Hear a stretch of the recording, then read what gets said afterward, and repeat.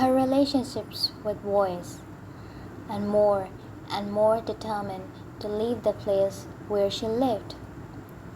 She fell in love a third time and a fourth. She knew how to kiss now, and when she was alone with her boyfriends, she touched them and allowed herself to be touched. But something always went wrong, and the relationship would end precisely at the moment when she was sure that this was the person with whom she wanted to spend the rest of her life. After a long time, she came to the conclusion that men brought only pain, frustration, suffering, and a sense of time dragging. One afternoon, watching a mother playing with her 2-year-old son, she decided that she could still think about a husband, children, and a house with a sea view, but that she would never fall in love again, because love spoiled everything. And so, Maria's adolescent years passed. She grew prettier and prettier, and her sad, mysterious air brought her many suitors. She went out with one boy and with another, and she dreamed and suffered, despite her promise to herself never to fall in love again. On one such date, she lost her virginity on the back seat of a car. She and her boyfriend were touching each other with more than usual ardor. The boy got very worked up, and she, weary of being the only virgin amongst her group of friends, allowed him to penetrate her. Unlike masturbation, which took her up to heaven, this hurt her and caused a trickle of blood which left a stain on her skirt that took ages to wash out. There wasn't the magical sensation of her first kiss, the herons flying, the sunset, the music, but she would rather not think about that. She made love with the same boy a few more times, although she had to threaten him first, saying that if he didn't, she would tell her father that he had raped her. She used him as a way of learning, trying in every way she could to understand what pleasure there was in having sex with a partner. She couldn't understand it. Masturbation was much less trouble and far more rewarding. But all the magazines, the TV programs, books, girlfriends, everything, absolutely everything, said that a man was essential. Maria began to think that she must have some unspeakable sexual problem, so she concentrated still more on her studies and for a while forgot about that marvelous, murderous thing called love. From Maria's diary when she was 17. My aim is to understand love. I know how alive I felt when I was in love, and I know that everything I have now, however interesting it might seem, doesn't really excite me. But love is a terrible thing. I've seen my girlfriends suffer, and I don't want the same thing to happen to me. They used to laugh at me and my innocence, but now they ask me how it is I manage men so well. I smile and say nothing, because I know that the remedy is worse than the pain. I simply don't fall in love. With each day that passes, I see more clearly how fragile men are, how inconstant, insecure, and surprising they are. A few of my girlfriend's father have propositioned me, but I've always refused. At first, I was shocked, but now I think it's just the way men are. Although my aim is to understand love, and although I suffer to think of the people to whom I gave my heart, I see that those who touched my heart failed to arouse my body, and that those who aroused my body failed to touch my heart. She turned 19, having finished secondary school, and found a job in a draper's shop, where her boss promptly fell in love with her. By then, Maria knew how to use a man without being used by him. She never let him touch her, although she was always very coquettish, conscious of the power of her beauty. The power of beauty. What must the world be like for ugly women? She had some girlfriends who no one ever noticed at parties, or who men were never interested in. Incredible though it might seem, these girls placed far greater value on the little love they received, suffered in silence when they were rejected, and tried to face the future by looking for other things beyond getting all dressed up for someone else. They were more independent, took more interest in themselves, although in Maria's imagination the world for them must seem unbearable. She knew how attractive she was, and although she rarely listened to her mother, there was one thing her mother said that she never forgot. Beauty, my dear, doesn't last. With this in mind, she continued to keep her boss at arm's length, though without putting him off completely, and this brought her a considerable increase in salary. She didn't know how long she would be able to string him along with the mere hope of one day getting her into bed. But at least she was earning good money meanwhile. He also paid her overtime for working late. Her boss liked her having around, perhaps worried that if she went out at night, she might find the great love of her life. She worked for 2 years solidly, paid money each month to her parents for her keep, and at last she did it.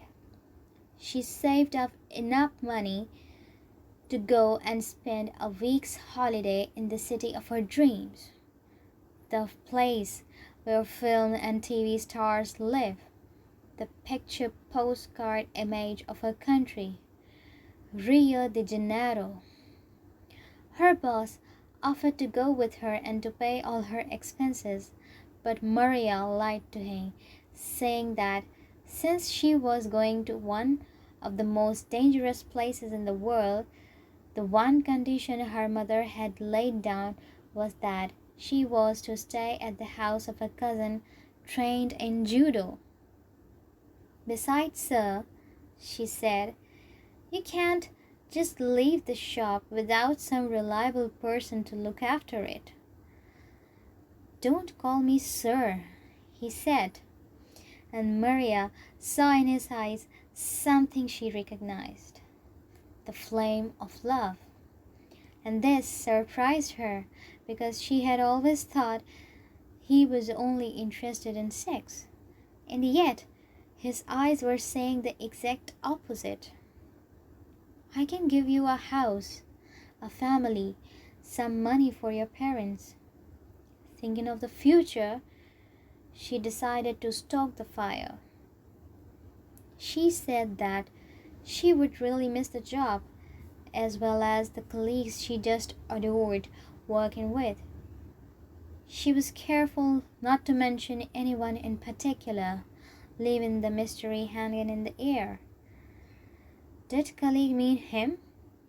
And she promised to take great care of her purse and her honor. The truth was quite different. She didn't want anyone. anyone at all to spoil what would be her first week of total freedom. She wanted to do everything: swim in the sea, talk to complete strangers, look in shop windows, and be prepared for a Prince Charming to appear and carry her off for good. "What's a week after all?" she said with a seductive smile, hoping that she was wrong. "It will pass in a flash, and I'll soon be back at work." Saddened, her boss resisted at first, but finally accepted her decision, for at the time he was making secret plans to ask her to marry him as soon as she got back, and he didn't want to spoil everything by appearing too pushy. Maria traveled for 48 hours by bus, checked into a cheap hotel in Copacabana. Copacabana, that beach, that sky. And even before she had unpacked her bags, she grabbed the bikini she had bought, put it on, and despite the cloudy weather, made straight for the beach. She looked at the sea fearfully, but ended up wading awkwardly into its waters. No one on the beach noticed that this was her first contact with the ocean, with the goddess Imanja, the maritime currents, the foaming waves, and on the other side of the Atlantic, with the coast of Africa and its lions. When she came out of the water, she was approached by a woman trying to sell in Whole Food sandwiches, by a handsome black man who asked if she wanted to go out with him that night, and by another man who didn't speak a word of Portuguese, but who asked, using gestures, if she would like to have a drink of coconut water. Maria bought a sandwich because she was too embarrassed to say no, but she avoided speaking to the two strangers. She felt suddenly disappointed with herself. Now that she had the chance to do anything she wanted, why was she behaving in this ridiculous manner? Finding no good explanation, she sat down to wait for the sun to come out from behind the clouds. Still surprised at her own courage and at how cold the water was, even in the height of summer. However, the man who couldn't speak Portuguese reappeared at her side bearing a drink, which he offered to her. Relieved not to have talked to him, she drank the coconut water and smiled at him, and he smiled back.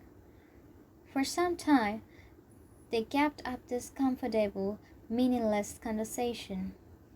A smile here, a smile there, until the man took a small red dictionary out of his pocket and said in a strange accent, "Bonita, pretty." She smiled again. However much she wanted to meet her Prince Charming, he should at least speak her language and be slightly younger. The man went on, leafing through the little book. "Supper? Tonight?" Then he said, "Switzerland." And he completed this with words that sound like the bells of paradise and whatever language they are spoken. Work? $. Maria did not know any restaurant called Switzerland, and could things really be that easy and dreams so quickly fulfilled? She erred on the side of caution. "Thank you very much for the invitation, but I already have a job, and I'm not interested in buying any dollars." The man, who understood not a word she said, was growing desperate. After many more smiles back and forth, he left her for a few minutes and returned with an interpreter. Through him, he explained that he was from Switzerland, the country, not a restaurant, and that he would like to have supper with her in order to talk to her about a possible job offer. The interpreter, who introduced himself as the person in charge of foreign tourists and security in the hotel where the man was staying, added on his own account, "I'd accept if I were you. He is an important person looking for new talent to work in Europe. If you like, I can put you in touch with some other people who accepted his invitation, got rich, and are now married with children who won't have to worry about being mugged or unemployed." Then, trying to impress her with his grasp of international culture, he said, "Besides, Switzerland makes excellent chocolates and watches."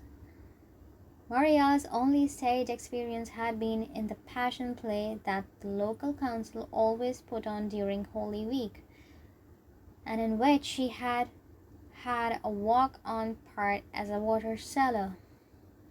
She had barely slept on the bus, but she was excited by the sea, tired of eating sandwiches, whole food or otherwise, and confused because she didn't know anyone and needed to find a friend.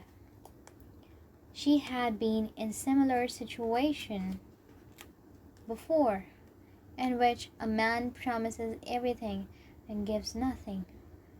So she knew that all this talk of acting was just a way of getting her interested.